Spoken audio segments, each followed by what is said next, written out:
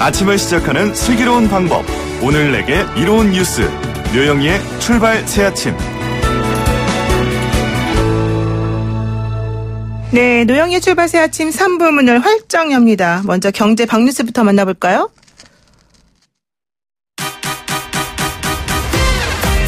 알면 대박, 모르면 쪽박. 경제 박뉴스. 복잡하고 어려운 경제 이야기를 쉽고 재밌게 풀어드리는 시간이죠. 알면 대박, 모르면 쪽박. 경제 박뉴스 참 좋은 경제연구소 이인철 소장 만나봅니다. 안녕하세요. 네, 안녕하세요. 정부가 18번째 부동산 대책을 내놨는데 이게 지금 보니까 시가 15억 이상 고가주택은 담보대출을 전면 중지하고 또 내년 상반기까지 다주택자가 조정지역에서 10년 이상 보유한 주택을 파는 경우에는 한시적으로 양도세 중과를 면제한다. 그리고 분양가 상한제를 322군데로 확대한다. 뭐 이런 내용이지 않습니까? 맞습니다. 이 서울 집값이 24주 연속 올랐습니다. 정부가 18번째 부동산 대책을 발표했는데 핵심은 대출 줄이고 종부세 올리고 분양가 상한제 확대하고 청약까지 규제를 강화합니다. 이른바 이제 규제 끝판왕인데요. 이 가운데 가장 강력한 규제는 대출 규제입니다. 당장 오늘부터 투기지역, 투기과열지구에서 시가 15억 원이 넘는 아파트의 경우에는 주택담보대출이 전혀 안 됩니다. 현금 부자 외에는 살 수가 없는데요. 그동안은 1주택자나 무주택 세대주의 경우에는 LTV, 주택담보 인정비율, 집값의 40%까지 대출이 가능했죠. 그리고 다다음 주부터는 더 강력한데요. 오는 23일부터는 시가 9억 원을 초과하는 주택에 대해서는 LTV, 주택담보 인정비율이 조금 전에 40에서 20%로 낮아집니다. 이외로 전세를 끼고 아파트를 매입하는 갭 투자를 막기 위해서 전세 대출을 받은 뒤에 시가 9억 원을 초과하는 주택을 매입하거나 2주택 이상 보유할 경우 전세 대출을 회수하겠다라는 내용까지 포함이 되어 있습니다. 이는 전 금융권에 적용이 되고요. 개인뿐 아니라 개인 사업자, 법인 등에 모두 적용됩니다. 그러니까 15억 이상 그 고가주택이 아니더라도 9억 원을 넘게 되면은 결과적으로는 대출에 엄청난 어려움이 생긴다 이런 얘기네요. 맞습니다. 그러면은 대출 한도가 엄청 줄어듭니다. 그렇군요. 그리고 또 이 다주택자들의 그 부동산 관련 세금 부담도 사실은 엄청 늘어났다 이런 얘기가 있네요. 그렇습니다. 올해는 종부세가 올라간 고지서를 받으셨을 텐데 2020년부터 추가로 고가주택에 대해서 종부세가 더 인상이 됩니다. 종부세율은 1주택자 기준으로 0.1%포인트에서 최대 0.3%포인트까지 인상이 되고요. 네. 집이 3채 이상 있다. 조정지역 대상 내 집을 2채만 보유한 경우에도 세율은 최대 0.8%포인트, 최고 세율은 4%까지 적용이 됩니다. 이 조정지역 대상 2주택자의 종부세 부담 상한 역시 200% 2배에서 3배로 세금이 더 늘어날 수 있도록 위에 천정을 또 높여놨고요. 다만 이제 조정지역 대상에 있는 다주택자가 내년 상반기까지 6월까지 10년 이상 보유한 집을 팔 경우에 한해서 양도세 중과가 한시적으로 면제됩니다. 이 다주택자들의 주택 처분을 유도하기 위한 차원이고요. 또 양도세 부담도 늘어납니다. 정부가 조정지역 대상 지역에서 일시적으로 집을 2채 보유한 사람이 집을 양도할 때 비과세 혜택을 받으려면 그동안 이제 2년 이내에서 이제 1년 이내로 이제 줄이는 등 실수요자가 아닌 경우 양도세 부담은 더 이제 늘어나도록 이제 바꿨고요.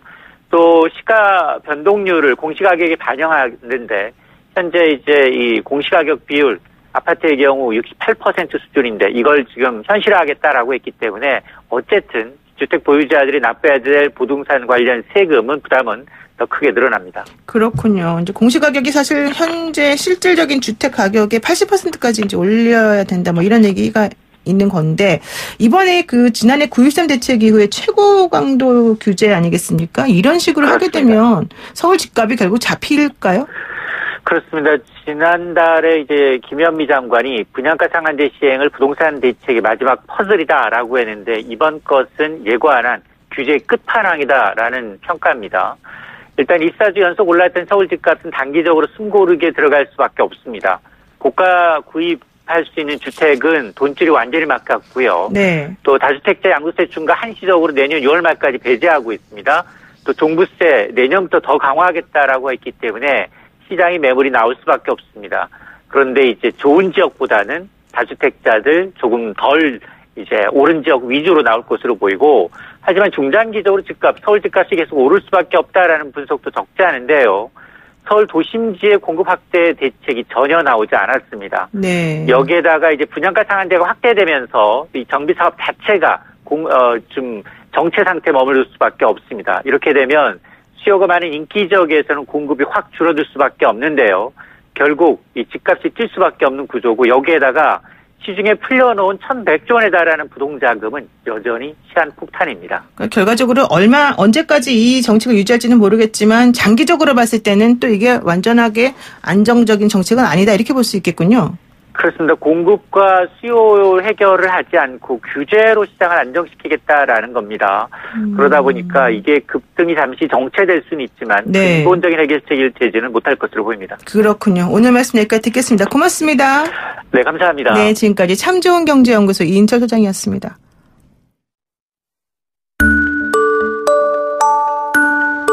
시사 인물 토크쇼 한 분만 판다.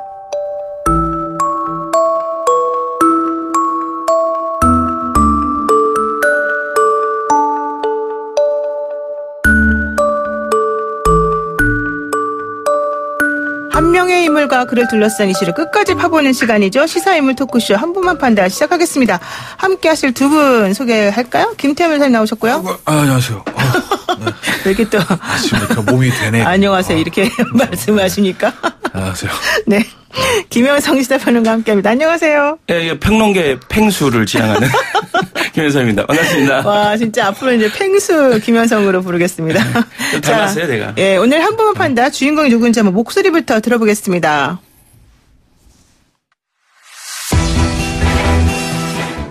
정세균 의원이 국회의장으로 당선되었음을 선포합니다. 여소야대 다당 체제 하에서 국회의장에게 부여된 막중한 소임에 최선을 다하여 국민에게 힘이 되는 국회를 만드는 데 제 모든 역량을 바치겠습니다. 네, 정세균 국회의장은 쓴소리를 했습니다. 우리 국회는 정말 너무 부끄러운 모습을 국민들께 보여드렸습니다. 여도 야도 저는 패자라고 봅니다. 승자는 없다고 봅니다. 네, 차기 국무총리 후보로 유력하게 거론되고 있는 정세균 더불어민주당 의원인데요. 20대 국회 전반기 국회의장을 지낸 6선의 중진 의원입니다. 우선 이분이 오늘 한 분만 판다의 주인공이 되셨는데 이 질문 먼저 한번 해야 될 것 같아요. 이낙연 총리 후임 정세균 의원이 맡을까요? 안 맡을까요? 모르죠? 어떻게 알아요? 일단 모른다 맞는 것 같기도 한데 네. 지금으로서는 제일 가까이 있는 것 같다. 제일 가까이 있는 것 같다라는 생각이 들고 이제 좀 엎치락뒤치락 했지 않습니까? 그러니까 뭐 아시다시피 엎치락뒤치락이요? 네. 그렇죠. 김진표 의원설도 되게 거의 확정. 그러니까 지난번 추미애 장관 임명할 때 같이 임명한다라는 설이 이제 파다했었는데. 어떤 시민단체들이나 여러 이해단계자들이 좀 반대를 하는 바람에 네. 어찌됐든 고민했었고 이제 본인이 그걸 견디지 못해서 김진표 본인 자체가 나는 이제 총리에서 빼달라라고 본인이 발표를 했고 그러면서 이제 정세균 총리설이 급부상했는데 아무튼 이 문제는 좀 짚고 넘어갈 것 같긴 해요. 정세균 의원은 나한테 처음에 얘기가 와서 내가 김진표 의원을 추천했다 이런 얘기를 하셨지 않습니까? 그럼 이번에 받을까요? 그거는 그 얘기는 별로 하기 싫었다는 얘기인데. 받을 거를 떠나서 네. 청와대에서 뭐 조여받죠. 아, 조여받는 거다? 네. 근데 저는 왠지 그러니까 이거 알 수가 없어요. 인사는. 더구나 VIP가 속뜻이니까 그러면 어떻게 알아요. 청와대 관계자들도 모르는 사람도 있을 거예요 아마. 네. 저는 왠지 저거 하나 걸려고 그러면 저는 그냥 이낙연 총리 유임설이 좀 더 유력할 것 같다는 생각도 들어요. 박지원 의원하고 비슷한 얘기를 하시네요. 그냥 걸으라고 하면. 걸으라고 하면. 예. 저보고 배팅을 하라고 하면. 왜냐하면 정세균 의장은 청와대도 부담스러울 거예요. 예를 들면 김진표 의원을 했잖아요. 인사청을 그냥 통과합니다. 왜냐하면 하다못해 네. 자유한국당 김무성 대표는 전 대표 그런 얘기도 했잖아. 빨리 해라. 이렇게 좋은 사람 어디냐. 이렇게 좋은 분을 빨리 해라 이런 식의. 네. 경제도 안 좋은데 경제 전문가고. 근데 이제 그거 왠지 이유는 알 수 없으나 저도 뭐 언론에서 보도된 그 민주노총이나 참여연대의 반대 뭐 이것 때문일 거라고 저는 보긴 하는데 뭐 그게 뭐 딱 밝혀진 건 아니니까 어쨌든 빠졌어요. 그 다음에는 정세균 만약에 전 의장이 가게 되면요. 인사청문회 과정에서 좀 저항에 부딪힐 수는 있어요. 왜냐하면 그 여론들이 좋지는 않습니다. 아, 그래요? 국회의장, 그러니까 정세균이란 사람 개인에 대한 비토 이런 것보다 입법부의 수장이 국회의장의 행정부의 2인자인 국무총리 가는 게 맞냐? 라고 얘기를 하면 그렇게 따지면 뭐 추미애 장관 후보자도 마찬가지 아닙니까? 아니, 근데 그건 좀 달라요. 그러니까 달라요? 추미애 장관 후보자도 사실은 보면 여당 대표에서 법무부 장관 갔으니까 국가의전서열로 하면 7위에서 한 25위로 내려간 거라고 하더라고요. 왜냐면 여당 대표가 한 국가의전서열 7위, 야당 대표 8위 정도 된다는 거예요. 8, 9위인가 어쨌든 그 정도 돼요.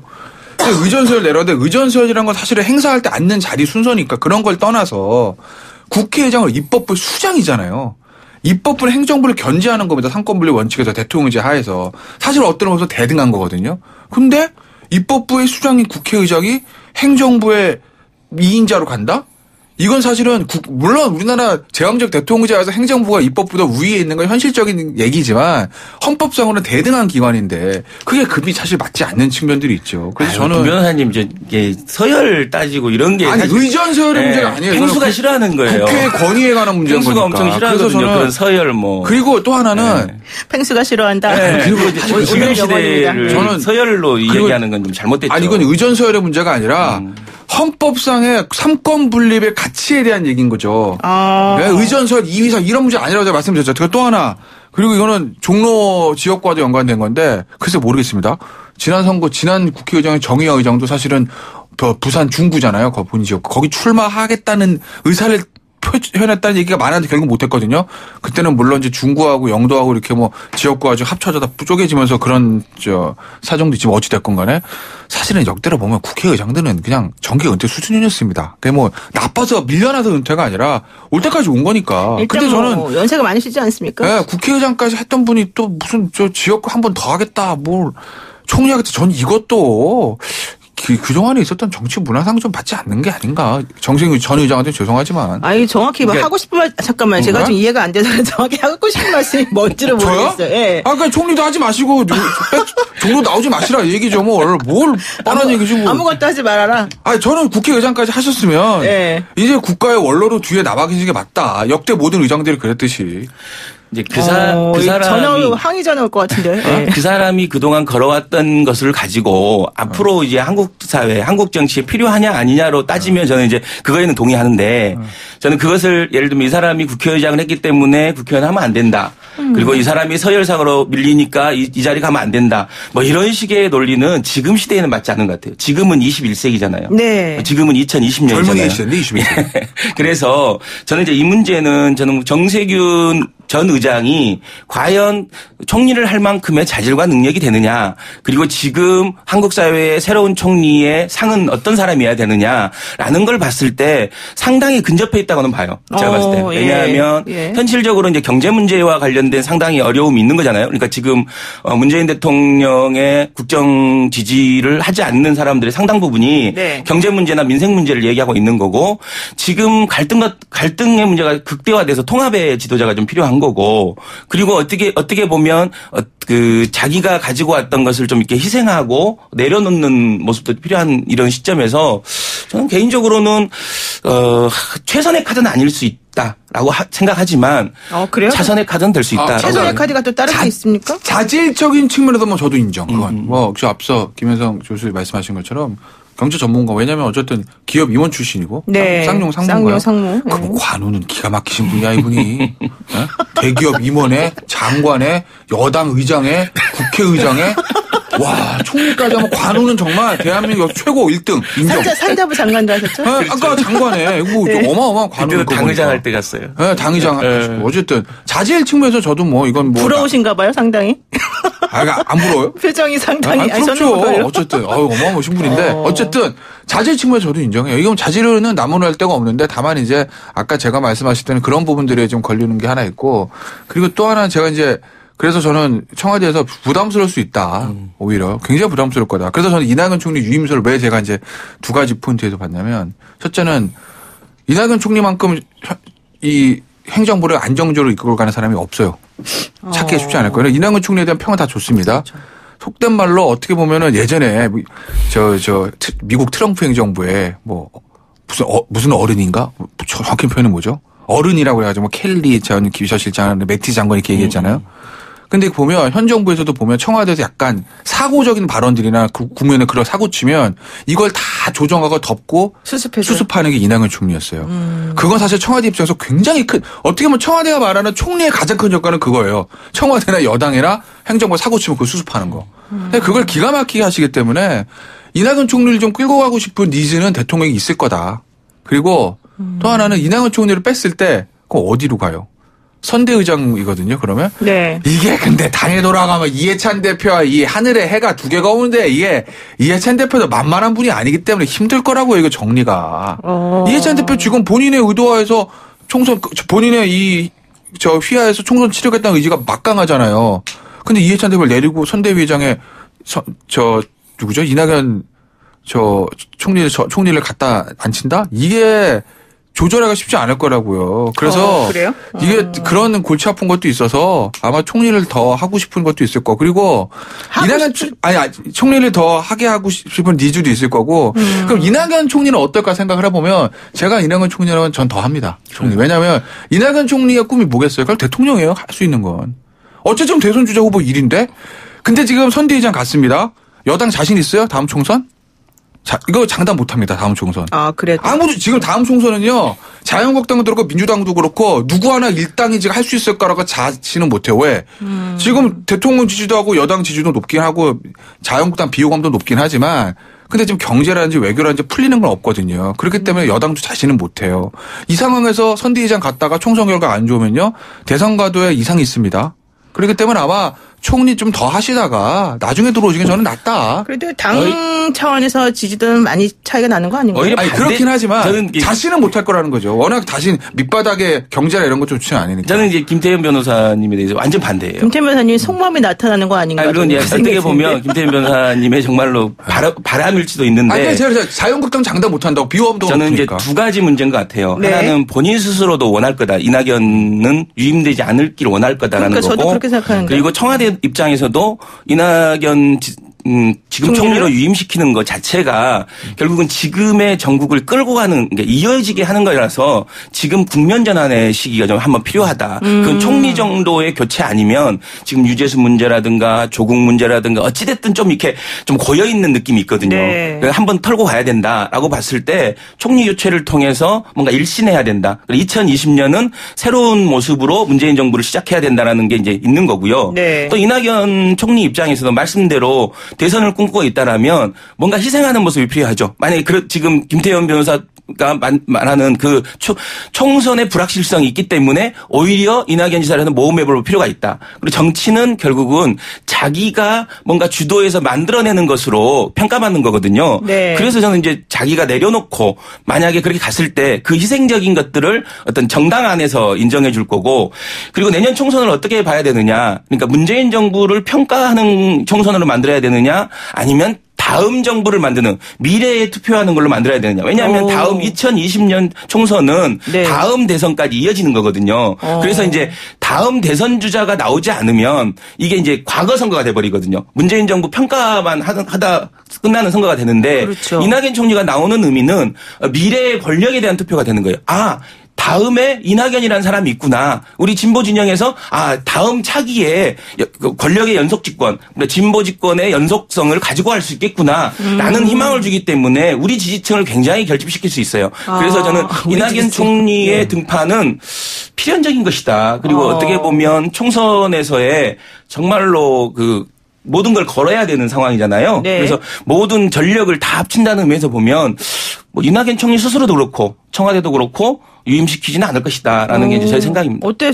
엄청나게 전문가적인 시각에서 말씀. 그런 얘기들 많이 하죠. 미래 왜냐하면 총선은 기본적으로 선거의 성격이 대선은 미래지향적 투표입니다. 그러니까 총선은 그러면 대통령이 인기가 없어도 여당이 승리하는 경우가 있는 경우도 꽤 있잖아요. 사실은 노무현 전 대통령도 여당 인기 바닥일 때 승리를 하는 거고 박근혜 전 대통령도 여당 인기 바닥일 때 그거는 왜냐하면 대선은 미래지향적 투표거든요. 근데 사실은 총선은 과거 회기적. 과거 정권 평가적? 심판적 성격이 있어요. 사실 총선 그렇죠. 잠깐. 중간에 하는 성격이 네, 있는데. 그러니까 그거를 이제 희석시키기 위해서 그래서 누구야 미래 권력을 등판시킨다는 건데 근데 제가 봤을 때는 뭐 그런 분석도 맞아요. 저도 그래서 처음에는 누구죠? 이낙연 총리가 결국 등판하겠구나라는 생각을 안 했던 건 아닌데 네. 지금 시기도 점점 늦어지고 지금 여당에 들어가는 판사라든지 여당의 어떤 물밑에서 있던 움직임들을 외부에서 보면 쉽지만 않을 것 같다는. 오히려 지금 보면 잘못하게 되면 지금 여당 입장에서 보면은 이 정부 출범할 때만 해도 와 잠룡들 됐다 많어 막 이랬습니다. 진짜 정말 많다.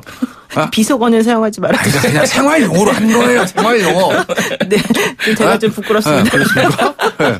어쨌든 진짜 많았잖아요. 근데 자 없어요 지금 다. 김경수 지사 재판, 네. 이재명 총리 재판, 네. 박원순 시장. 박원순 시장 뭐 계시고. 네, 참고로 우리 또 네. 팽수 평론가님께서는 네. 서울시 보좌관. 서울시장님 보좌관 출신이라는. 세종로 1번지가 뭐 눈에 보이나 보네. 어쨌든. 예, 그리고 누구죠? 조국 전 장관 수사. 네, 안희정 전 지사 완전 아웃. 그렇죠. 완전 아웃이지 뭐 유죄확정 판결인데 재판이 아직 끝났는데 기결수인데. 네. 그러면 여당 입장에서는 그 많던 대선 후보가 하나둘씩 사라진 상황에서 정말 지금 차기 후보 지지율 1위인 이낙연 총리를 굉장히 보호해야 될 필요가 있다. 아껴야 된다. 네. 그렇기 때문에 저는 쉽사리 이 허허벌판에 내놔서 희생을 해라. 그리고 이낙연 총리의 급이 뭐 희생해서 무슨 당해서 무슨 뭐 인정부 이 정도 급이 아니니까 저는 청와대가 생각을 좀 달리할 수도 있을 거다. 왜냐면요. 지금 보면은 이낙연 총리가 대선 후보에서 장단점 명확해요. 단점 호남 출신이다. 이건 제가 지역 감정의 문제가 아니라 어쨌든 내년 제가 항상 말씀드리지만 대선의 키는 PK 부산이거든요. 부산의 표를 특히 부산에서 표를 가져오는 그런 측면이 있어요. 그게 이제 단점인데 장점은 제가 지금 주변에 보수 유권자 제주도 보수를 많으니까 그렇죠. 여론조사 하고 다니면. 네. 근데 본인부터 좀 그렇지 않아요? 그렇지 않아요. 뭐 그렇죠. 이낙연 총리 나오면 찍겠다는 사람이 꽤 있어요. 그래요? 그러니까 물론 그분들이 실제 투표자가 어떻게 될지 모르지만 야, 이낙연 총리 정도면 굉장히 괜찮지 않아? 그러니까 아주 극보수는 모르지만 중도보수층의 어떤 표를 가져올 수 있는 여권 후보 중에서 거의 유일한 사람이 제가 봤을 때는. 그렇군요. 그러니까 그런 장점이 있는 대선 후보이기 때문에 청와대에서 아낄 수밖에 없을 거다.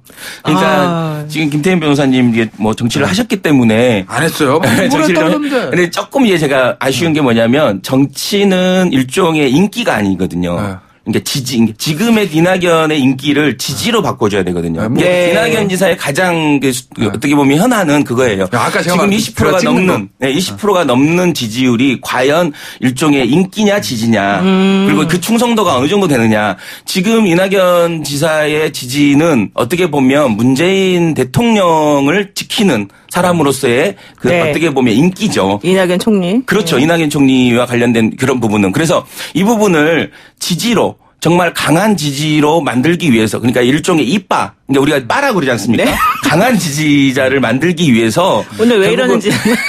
아니 실제로 쓰는 말이니까 이빠를 만들기 위해서 뭘 해야 되느냐. 저는 여기서는 결국은 자기를 던지는 희생이라고 봐요. 그리고 정당인으로서 그러니까 예를 들면 중도층까지 포괄하고 보수층까지 포괄하는 것도 중요하지만 네. 결국은 진보 진영 내에서 자기가 자리한 내에서의 확고한 지지와 확고한 그 정리가 좀 필요하다. 네, 그렇지 않을 잠깐만요. 경우는 네. 확장성은 없다라고 봅니다. 홍수 시장의 대선 플랜을 짜는 거 이 시점에서 조금 정리를 해야 될 것 같습니다. 자, 좀 동의하진 않지만 일단 7844님께서 김태현 변호사님 너무 귀여워요. 이렇게 보내셨고요. 맞아. 그다음에 팽수도 있는데 7681 쓰시는 분께서 팽수를 물리시고 지금 귀여운 김태현 변호사님 나왔는데 객관적이고 공정한 판단력 김태현 변호사님 100% 공감. 이건 정말 절대 무슨 제가 지지하지 않습니다. 객관적인 합리적인 판단. 네, 공정한 판단력을 써있는데 가족 이건 아니에요, 좀 가족? 이상한 전 대단한 사람인 것 같아요. 가족 같은. 그다음에 0007 쓰시는 분께서 이낙연 총리를 대구에 보내서 험지에서 당선되게 해보시면 좋겠습니다. 그럼 바로 대선에서 당선입니다. 이런 얘기 하셨고 또 그다음에 우리 팽수 좋아하시는 분도 있는데 이분은 제가 이름을 소개하기가 좀 곤란한데 9278님께서요. 팽수님 반갑습니다. 김변님은 잠이 덜 깬 상태 아닌가요? 항상 넓게 있죠, 좀. 어쨌든 제가 지금 이제 너무 이렇게 열기가 뜨거워서 잠깐 이렇게 쉬어가는 코너로 말씀드렸는데 자, 그러면은 이낙연 총리가 만약에 총리에서 내려오신다. 네. 라고 하고 정세균 의원이 종로 지역구 지역구를 이제 떠나셔서 뭐 총리가 되신다. 예를 들어서. 그러면 예를 들어서 그러면 종로 지역구는 어떻게 됩니까? 저는 이제 그런 식으로 맞바꾸고 하는 건 좀 반대예요. 이낙연 총리가 종로로 가는 건 아니다. 네, 그런 건 아닌 것 같고 저는 이제 이낙연 총리는 두 가지 쓰임이 있을 것 같은데 일종의 이제 당에서 전국 선거를 관장하는 뭐 선대위원장을 통해서 전국을 돌아다니는 뭐 이런 어떤 그 역할을 할 수도 있을 거고 가장 어떻게 보면 뜨거운 지역. 그러니까 저는 뭐 광진도 있을 수 있을 것 같아요. 오세훈 시장과의 어떤 맞대결 뭐 이런 것도 좀 나오긴 했죠. 사실. 그런 것들을 피하지 않으면 이낙연 지사 총리의 미래도 없죠 사실 어떻게 보면. 그래서 뭐 두려울 건 없을 것 같아요. 그러면은 종로 누구 내보내요? 예? 종로 누구 내보내요? 한번 사람이 없겠습니까? 아니 사람 많은데 종로라는 데는 노영희 앵커님이 한번 나가시죠. 왜 이러세요? 상징적인 지역이니까 네. 그냥 뭐 우리 피디님 얼굴을 막 이렇게 흔들어가지고 정말 이렇게 피하시면 안 된다고. 내다 꽂고 이럴 수가 없는 지역이잖아요. 종로. 네, 더군다나 좋습니다. 종로는 사실은 지금 진보 계열에서 거의 이긴 적이 없는데 이번에 차지했잖아요. 지난 총선 때. 그러니까 놓치기 싫을 거라고요. 삼고철회해서 임종석 실장을 다시 데려오죠 뭐. 임종석 실장 괜히 모양 안 한다고 그러는데. 그러니까 삼고철을 하잖아요. 네, 삼고철회해서. 자, 그런데 이게 지금 이 문제도 좀 봐야 될 것 같아요. 조국 전국의회에 이제 청문회 트라우마가 사실은 상당히 크기 때문에 청와대가 고민을 많이 한다 이런 얘기여서 계속해서 이제 의원 불패 뭐 이제 이런 걸로 나가는 게 옳으냐 이런 얘기 나오지 않습니까? 만약에 정세균 의원이 아니라면 누가 그러면은 후보로 괜찮다고 보십니까? 총리요? 이낙연. 아니 진짜. 모르겠어요 총리. 근데 뭐 파격적인 젊은 인사 중에서. 파격적인 젊은 인사? 글쎄 저 떠오르는 사람이 없는데. 김태현밖에 없습니까? 제가 들어갈까요? 네? 저는 잘 모르겠어요. 그러니까 왜냐면 없어요. 아니 글쎄 뭐 이게 지금 뭐 한마평 오르는 분들도 없고 저는 사실 솔직히 말하면 딱히 원혜영 의원 같은 경우에도 안정적이기도 하고 뭐 원혜영 의원이요? 좋다 이런 얘기도 했었었는데. 근데 젊은 분이라고 원혜영 의원 정기 은퇴하신다는데. 그러니까 총리 가신다는 건 그렇죠. 좀 급에 맞는 것 같죠. 그러면은 오히려 뭐 의원 출신 원혜영 의원도 나쁘진 않을 것 같다는 생각은 좀 들었네요. 팽스 평론가님은 어떻게 보십니까? 전 개인적으로는 좀 이렇게 과감한 인선도 필요하지 않을까. 좀 이렇게 전세지적으로 어떻게 보면 30대, 40대 총리들이 있는 거지 않습니까? 그래서 저는 개인적으로 보면 예를 들면 4차 산업혁명위원장이 했던 장병규 위원장 같은 사람을 어떻게 보면 한번 써보는 것도 괜찮지 않을까라는 어차피 관직에 있었으니까 뭐 이런 생각 해보는데 그런 정도의 파격이 있으면 좋겠다라고 생각하는데 말씀대로 약간 청문회 문제가 항상 걸리는 거죠. 그리고 본인이 하고 싶으냐라는 두 가지 문제가 있는 거죠. 근데 장병규 위원장 들으니까 굉장히 좋은 아이디어예요. 그래요? 진짜 좋은 것 같은데. 금방 받는 거 보니까 뭔가 꿈꾸기가 안 할 있는 거예요, 느낌이. 청와대에서. 왜냐하면 장병규 형제 얼마 전에 거의 그만두기 직전에 언론 인터뷰한 거 보셨죠? 맞아요.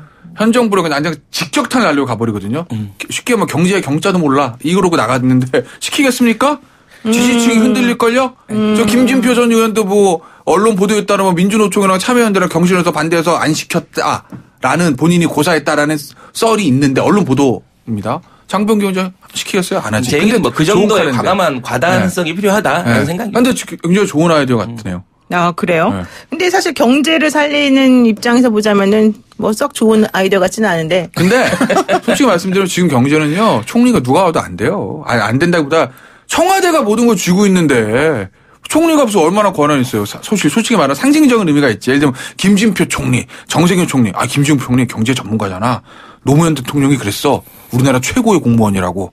누가 봐도 넘버원 경제 관료 출신이야. 네. 정세균 뭐 총리 예를 들면 기업 임원에다가 산자부 장관은 혹시 야당에서 그런다 하더라도 청와대가 어차피 경제정책 다 주관하는데 총리가 얼마나 할 수 있겠어요. 야당 쪽 의원이나 인물에서는 없을까요? 지금 들어가겠어요. 5분도 한데. 그리고 그렇죠. 그리고 지금 보면 솔직히 말하면 문재인 정부가 탕평 인사나 그러니까 반대 진영에 있는 사람을 뭐 끌어온다라는 것 자체는 아예 뭐 생각이 없어요. 그리고 오늘 저는 그게 바람직한지도 모르겠고. 고맙습니다. 끝났어요? 네. 갑자기? 지금 끝났습니다. 네, 지금까지 김영성 시사평론가 김태현 변호사였습니다. 감사합니다. 일찍 끝났네.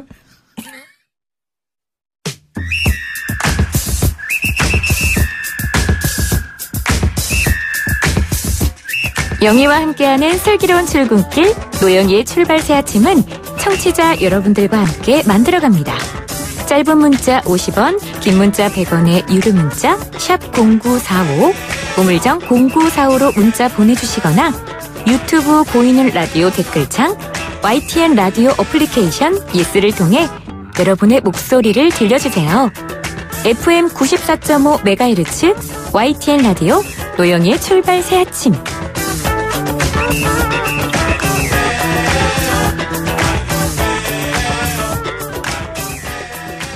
네, 일본의 한국에 대한 수출 규제 문제를 논의하기 위한 한일 국장급 정책 대화가 3년 반 만에 도쿄에서 열렸죠. 하지만 회의 결과는 아쉽다 전문가들의 평가입니다.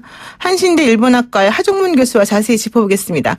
교수님 안녕하세요. 네, 안녕하세요. 네, 한일 정책 대화 결과 단도직입적으로 어떻게 평가하십니까?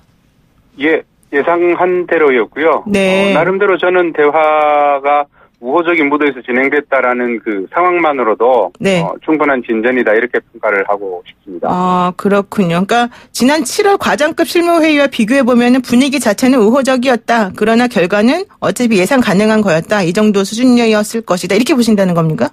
예, 그렇습니다. 사실 일각에서는 이번에 수출 규제 문제나 화이트리스트 배제가 회복될 수 있다라는 기대를 했었는데요. 네. 사실은 그런 흔적은 전혀 보이지도 않았고 처음부터. 네. 그다음 스가 관방장관이 이미 예고편으로 결론을 얘기했던 것이 수출 규제에 관한 여러 가지 규제를 푸는 부분은 양국이 협의할 사안이 아니다라고 얘기를 했거든요. 그렇죠. 그 말은 곧 정책 대화를 하더라도 그 결과를 입각해서 일본이 어떤 정책적 판단을 한다라는 거는 전혀 아니라는 거죠. 그러니까 어제 일본 스가 관방장관이 일본의 수출 관리 제도는 일본이 결정한 문제다. 한국하고 협의할 그렇죠. 수 있는 것이 아니다. 이런 얘기 했는데 네. 결과적으로 이제 이런 걸 보게 되면은 태도가 별로 바뀌었다라고 보기는 어렵다. 이렇게 지금 평가하시는 거네요.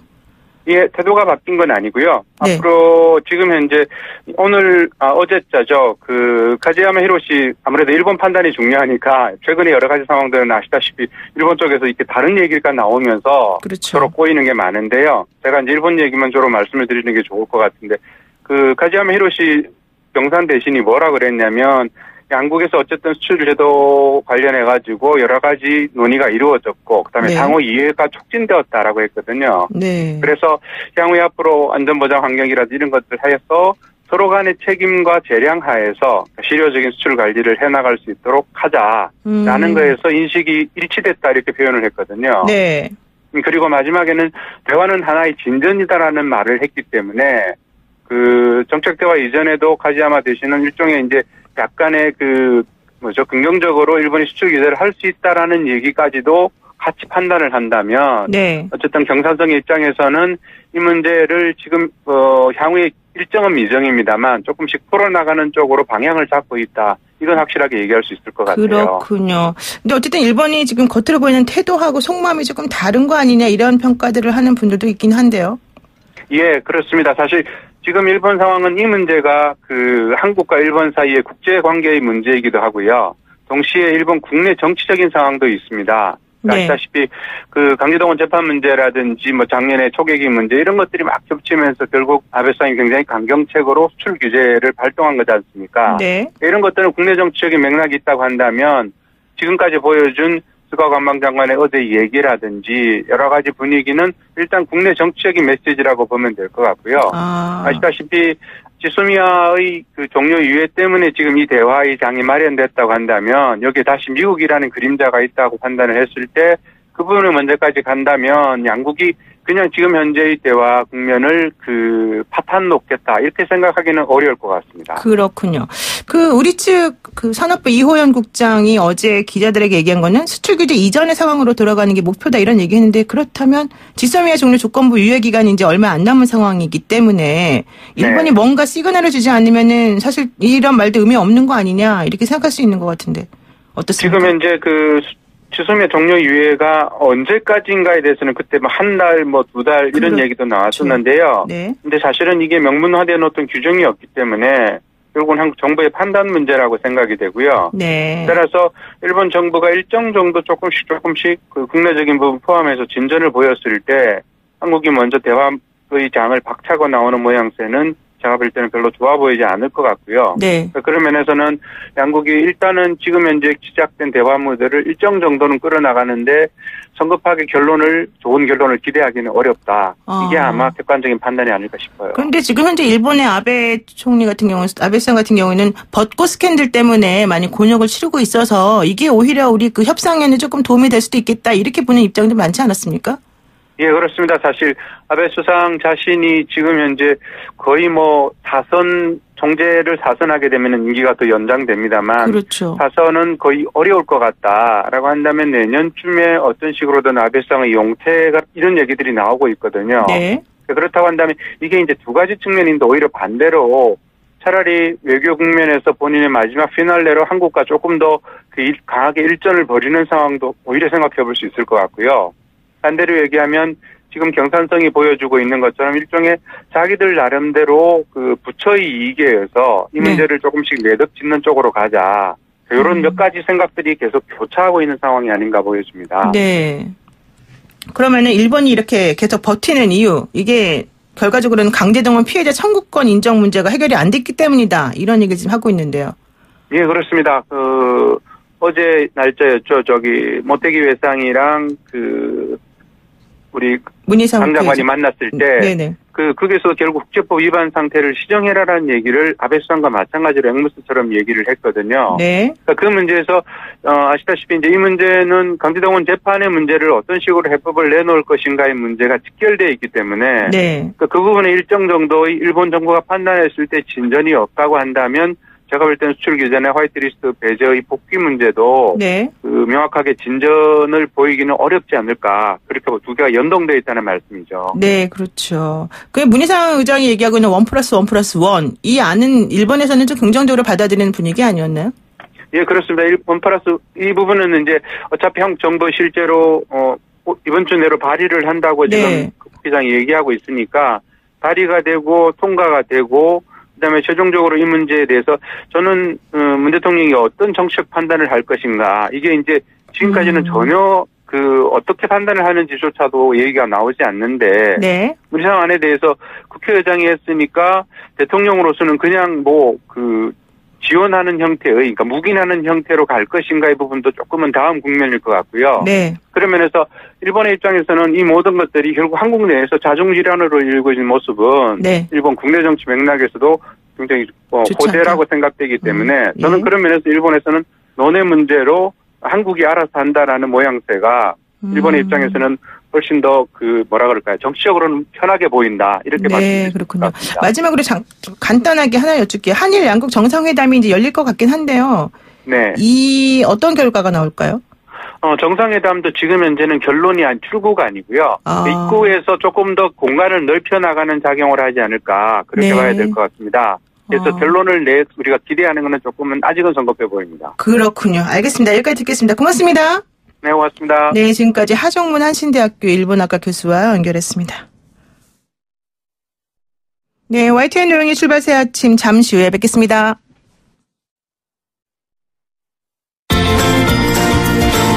아침을 시작하는 슬기로운 방법. 오늘 4개 이론 뉴스, 노영희의 출발 새 아침.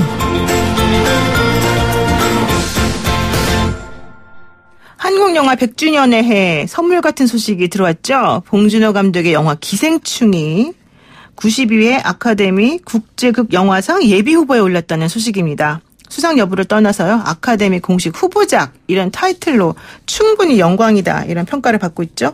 윤성훈 영화평론가 모시고 자세한 이야기 나눠보도록 하겠습니다. 평론가님 안녕하세요. 안녕하십니까.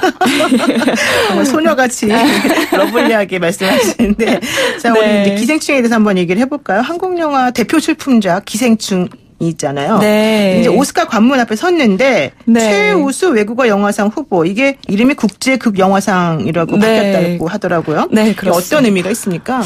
네, 지금 이제 예비 후보는 10편을 이제 발표를 하는데요. 네. 모든 그 부문의 예비 후보를 발표하는 것은 아니고 이제 몇 가지 부문의 예비 후보를 발표하는데 지금 10편 중에 한 편이고 나중에 최종 후보는 1월 13일에 발표 예정인데요. 5편으로 이제 추계하게 됩니다.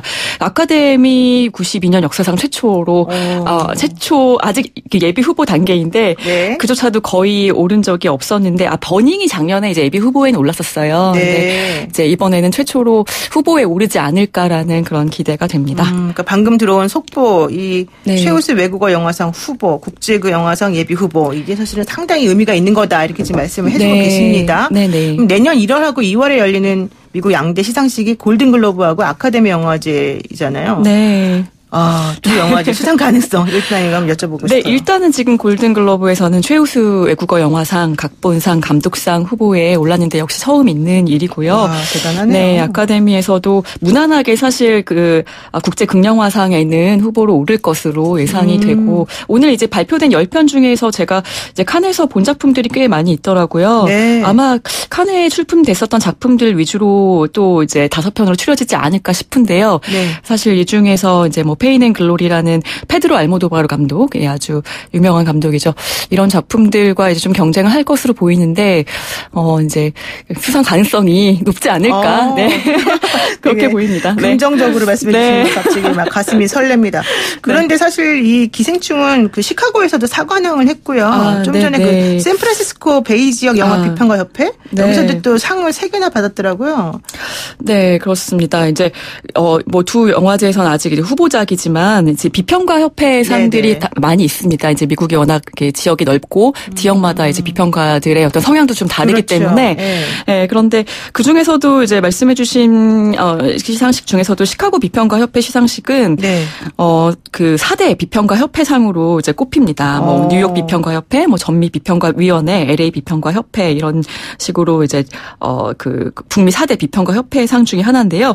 뭐 작년에는 이제 로마라는 작품이 또 작품상과 감독상을 받았었는데 대중성보다는 예술성 높은 그런 작품들의 시상을 하는 곳으로 좀 알려져 있습니다. 그래서 기생충이 뭐 영화 전문가들에게 뭐 올해 가장 주목받는 작품 중 하나라는 것을 다시 한번 이제 입증했고 뭐 아카데미에서도 다른 부분들까지도 후보에 오를 가능성이 충분하다라는 것을 또 말해주고 있습니다. 그렇군요. 이제 이렇게 되면 우리 봉준호 감독이 뭐 마틴 스콜세지, 쿠엔틴 타란티노 이런 거장들하고 사실 좀 어깨를 나란히 한다 이렇게 생각해도 되는 것 같은데 어떠세요? 지금 세대들한테는 사실 어떻게 보면은 마틴 스콜세지 감독보다도 봉준호 감독이 더 유명할 수도 있을 것 같아요. 우리는 좀 아는데 젊은이들은 모를 수 있다. 아무래도 20, 30대들에게는 왜냐하면 저도 이제 그 외국에 나가서 또 이제 국내에 들어온 외국인들한테 물어봤을 때 봉준호 감독의 영화를 보고 한국 문화를 배우기 위해서 영화를 배우기 위해서 뭐 한국에 왔다라는 사람들도 많이 봤었고 그리고 이제 외국의 그 시네마테크를 방문하면은 항상 이제 한국에서 왔다 그러면 봉준호 감독의 이름을 이야기하더라고요. 무슨 영화를 봤다고. 네. 근데 이 기생충 같은 경우는 이제 작품성도 뛰어나지만 또 상업성으로도 좀 좋은 작품이기 때문에 더 의미가 있는 거 아닙니까? 네, 그렇습니다. 그러니까 한국에서도 뭐 사실 1000만 관객을 동원을 했었지만 칸 영화제에서 물론 또 이제 수상을 했기 때문에 좀 그런 프리미엄도 있었고요. 또 외국에서도 뭐 이제 그 좌석 점유율이 굉장히 높았던 것으로 지금 알려져 있습니다. 그렇죠. 네. 근데 이제 아카데미 시상식에 우리 영화가 후보로 이름을 올린 게 처음이 아니다. 이게 원래 봉준호 감독 옥자. 네. 옥자가 90회 아카데미 시상식에서 시각 효과 부문 예비 후보에 원래 올랐었고 아까 좀 전에 이제 우리 말씀하신 이창동 감독 버닝 이게 90일에 예비 후보에 이제 오르지 않았습니까? 근데 옥자나 버닝 때하고 좀 분위기 다르다 이렇게 느끼시는 뭐 근거가 있어요? 네, 훨씬 세죠, 사실. 네.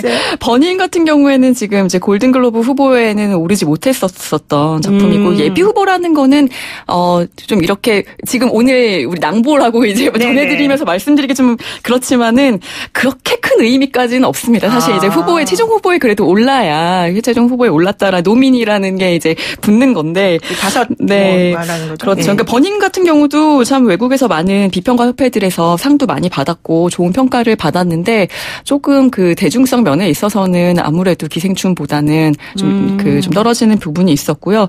두 작품 다 이제 칸에서 상영됐었던 작품인데 뭐 그 이제 제가 두 번 다 그 현장에 있었기 때문에 말씀을 드리지만 버닝은 어떤 거장 감독에 대한 약간 그 찬사랄까요? 그런 마음속에서 우러나오는 그런 거였다면 기생충의 반응은 온도가 굉장히 뜨거웠던 열기가 아주 뜨거웠던 그런 반응을 보였습니다. 근데 사실 저는 뭐 영화를 잘 모르긴 하는데 지금 이제 외국에서 호평을 받는 뭐 옥자, 뭐 버닝, 뭐 혹은 이제 이런 기생충 같은 영화들이 뭐 그냥 따뜻하고 긍정적 이런 것보다는 뭔가 좀 이렇게 아픈 가슴 아픈 좀 이런 느낌을 주는 작품들이 좀 많은 것 같아요. 이게 왜 그러죠? 아무래도 이제 현실을 얼만큼 반영하고 있는가 하는 부분인데요. 그 어떤 판타지로 그리기보다는 그 현실의 아픔이나 고통이나 그리고 또 약자들 사회적인 약자들의 모습을 잘 그려주고 있는 작품들이 아무래도 이제 이런 뭐 영화제나 시상식에서는 더 각광을 받지 않나 그런 생각이 그렇군요. 듭니다. 네.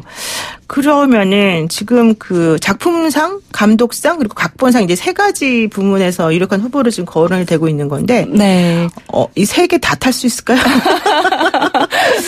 글쎄요, 그거는 이제 그 아카데미 회원들의 그 성향에 따라 달라지겠지만은 뭐 그 모든 상 주는 사람들 마음이 다 똑같을 텐데 너무 한 작품에 몰아주지는 않기 때문에 아무리 훌륭한 작품도 특히나 또 이제 외국어로 된 작품에는 그렇기 때문에 뭐 저는 그래도 제일 큰 상 탔으면 좋겠다라는 바람은 있습니다. 그래서 제일 큰 상은 뭡니까? 아무래도 최우수 작품상이겠죠. 그렇죠. 근데 지금 본 감독도 막 가슴이 콩당콩당 할 것 같은데 그 지난 5월에 칸 영화제에서 황금 종려상 우리가 받을 때요. 그때 현장에 계셨잖아요. 그때 외국 분들의 그 평가랑 호응 이게 어떻던가요? 그때 당시에 워낙 화제가 됐었기 때문에 저도 이제 매체를 통해서 많이 말씀을 드렸지만 영화를 보는 중에 사실 이제 박수가 터지고 참 기발하고 정말 상상치 못했던 방식으로 이제 영화가 흘러가는 그런 장면들에서 아낌없는 박수를 보내줬고요. 그거는 이제 상영할 때마다 그런 반응이 나왔었고, 그리고 뭐 그 마지막에 그 시상 그 여부를 가릴 때도 뭐 심사위원단이 전부 이제 만장일치로 이 작품을 꼽았을 정도로 뭐 이렇게 예외 없이 모두가 좋아했었던 그런 작품이었습니다. 그 사실 저는 이런 생각도 해보는데 우리나라가 이제 예를 들면은 문학작품 같은 경우에 뭐 노벨 문학상 못하고 이러는 것 중에 하나가 외국어를 번역하기가 조금 애매해서 그렇다는 얘기 많이 들었잖아요. 그렇죠. 근데 우리 영화 같은 경우에도 그 느낌이라고 하는 게 이제 있는데 이게 외국에서 이렇게 딱 뭐 이런 말 하면 그렇지만 받아들여지기가 사실 쉽지가 않은데 이게 그럼에도 불구하고 요즘에는 예전보다 훨씬 많이 이제 이해도가 높아졌기 때문에 좀 더 유리한 측면이 있는 거 아닌가 생각이 들더라고요. 네, 그렇습니다. 이제 뭐 번역의 이제 중요성도 다시 한번 이제 생각해 볼 수 있는 부분인데요. 뭐 이제 한국에서 오래 살았고 또 이런 작업을 많이 해왔던 달시 파켓이라는 전문 이제 번역가가 비평가이자 이제 번역가가 이제 잘 번역을 해줘서 당시에 이제 그 상영될 때도 장면과 함께 한국말과 함께 이게 영어 자막에 뜰 때 같이 정말 크게 웃었던 그런 생각들이 지금도 많이 기억에 남습니다. 그렇죠. 그러니까 좀 우리나라를 확실히 잘 이해하고 아는 사람이 해주는 게 사실 좀 중요하지 않나 생각도 드는데요. 지금 이 83세 켄 로치 감독, 그리고 70세 페드로 알모도바르 감독이라고.